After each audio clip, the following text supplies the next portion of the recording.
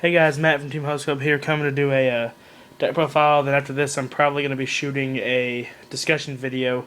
If you've been watching the channel for longer than 4 minutes, you probably realized that Gravekeeper is my favorite deck, and I had yet to do a video for it for the September format. Sorry, bear with the shadows and whatnot. It's hard for me to find a place decent enough to film where I'm at right now. So I'm just going to go over the main and side deck currently. The extra deck isn't really entirely together at the moment. I had to use some pieces of it for another deck that I was playing. I've just been too lazy and I've been working, so I haven't moved it all back to where it was supposed to be. But I have the main deck and the side deck together. So, of course, we have our 3 Spy. Yeah, a lot of the stuff in the monsters hasn't entirely changed. There are a couple changes, I think, though. We have the 3 Commandant. Used to having somebody else film this for me, so bear with the shaky camera, please.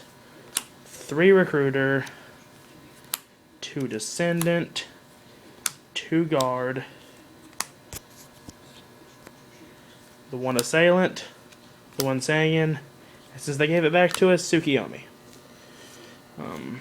I'll go over her in my discussion video, so bear with me. I'm not really going to explain a whole lot right now until the video I'm shooting. 3 Valley still. 2 Duality because they're making us play 2. 2 Soleil because it's still the best card in the deck. Threw that one around there. I'm main decking the MSTs again. Sorry, going off the camera there. And I'm still playing my Tech Instant Fusion. Still like it. The Levier plays that it makes are really good. And still think it's worth playing. On to the traps. We have, of course, the Solemn Brigade. Pretty much staple. A double torrential. Double bottomless. Removal is going to be really key this format. So bottomless and deep prison are going to be really big. Especially with threats like Thunder King and Grapha being bigger than they've ever been, really. Double Phoenix Chain. Double compulsory. And triple deep prison. Like I said, I think 3D Prison, at least at the beginning of the format, is going to be pretty staple and pretty standard. If not 3, at least 2. 3's been testing really well for me, though. I haven't had any issues out of this deck at all, actually. And then 2 Starlight Road around at the traps. Mirror Force at 2, Heavy Storm being a card, and Torrential being at 2. Starlight Road's pretty much just mandatory in at least one of in most decks. For the side deck right now, the 2 Cyber Dragon going to be really good in the hero and wind-up matchup because less wind-ups exceed, or they're playing Soldier, they have no real way to overpower it. 2 Thunder King, I think he's going to be more powerful than ever this format with all the factory searching and being able to shut down heroes pretty easily. They're going to be forced to kamikaze more often than not to get rid of him. So, I mean, he's gonna wreak havoc. 2 Kinetic Soldier. It's gonna be. I'm wondering if Sams are gonna be popular enough, but it's a good enough card against heroes alone to warrant being able to be playing it because they really just can't. When he goes up to that 3,800 defense, and that's a hassle. I mean, he's gonna be an issue, and he's always been an issue for Samurais as well. 3rd MST. 2 Dust Tornado. The deck really doesn't like to deal with Shadow Imprisoning and Skill Drain and different things of the sorts, and both Heroes and Dark Worlds have been known to play Skill Drain, if not mained, at least side decked, and it can be a real big issue. Of course, we can play around Shadow Imprisoning, as you'll see in a second. Mirror of Oaths. I think this is going to be a really key card that people might not think about this format. It's going to be hitting. It hits Zen Maiden, it hits Magician. Doesn't hit the card itself, but it hits what they summon. Hits the Saber Sources and the Kabazuls at the Rabbids kit. It'll hit the Evols. It'll hit Burai, which we're seeing a rise in that Card Curry Gear Gear deck.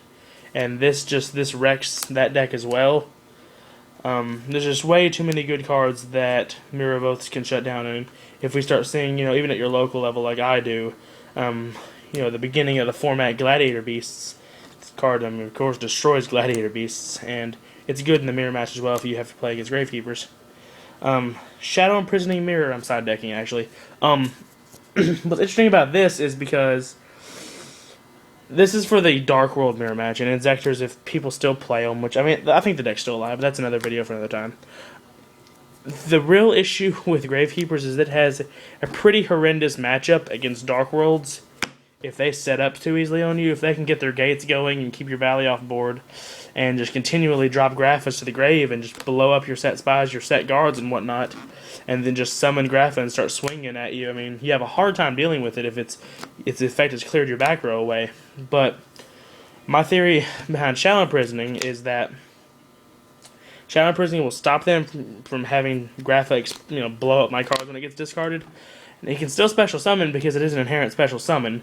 But my theory behind that is, they'll lose their destruction effect, and then they'll attempt to summon it back, and then they're going to run into, a D-Prison or, a bottomless trap hole when the Graph hits the field. And pretty much against Dark Worlds, if you banish the Graphas and you stop the Graphas, they have no plays, really. I mean, unless they can Tour Guide into something and keep that motherfucker alive, I mean, there's not a whole lot they can do. And I'm trying Chain Disappearance right now. I don't really know what the format's morphing into. It's good. It hits Rat. I mean, that's not a real key card to hit in the deck. I mean, it's good. Don't get me wrong, but I mean, if this thing could hit Shark, I mean, that'd be a different story. But I mean, it's one of those cards that might end up leaving the side deck. Just depends on where the meta goes. It's good against Evols. I mean, it has its places. I'm not gonna side them into a ton of matchups, but I mean, it's got its usefulness, and that's what matters. It could easily come out of the side deck for other things. But yeah, after this, I'm probably it's probably gonna be tomorrow after work. Actually, I'm gonna record a discussion video. It's probably gonna be pretty lengthy, so I apologize ahead of time. We're probably looking at a good 20-30 minute video if you can listen to me ramble that long. I'm basically gonna go over what we as Gravekeeper players, assuming anybody that watching the videos actually plays the deck, what we gained with the ban list, what we lost with the ban list. I'm going to go over some of the key matchups that we're going to be having, like Dino Rabbit and Windups, and like I said, the bad matchup being Dark Worlds, and I'm going to cover how we handle that. I'm going to cover what the key cards in the deck are going to be right now, and what they're going to be good against and why you should be playing them.